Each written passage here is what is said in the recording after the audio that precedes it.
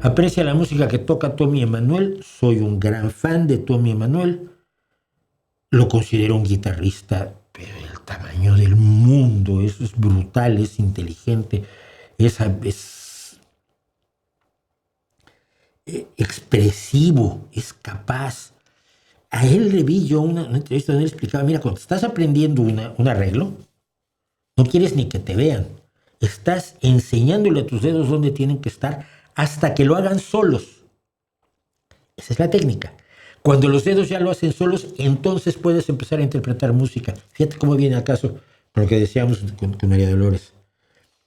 Eso es lo que decía Tommy Emmanuel. Entonces, es el proceso a partir del cual decide, voy a poner esta canción, hago este arreglo, enseño a mis dedos el arreglo, y cuando mis dedos ya lo mecanizaron, entonces puedo empezar a interpretar, a meterle dinámica, a hacer más suave esto, más fuerte esto otro.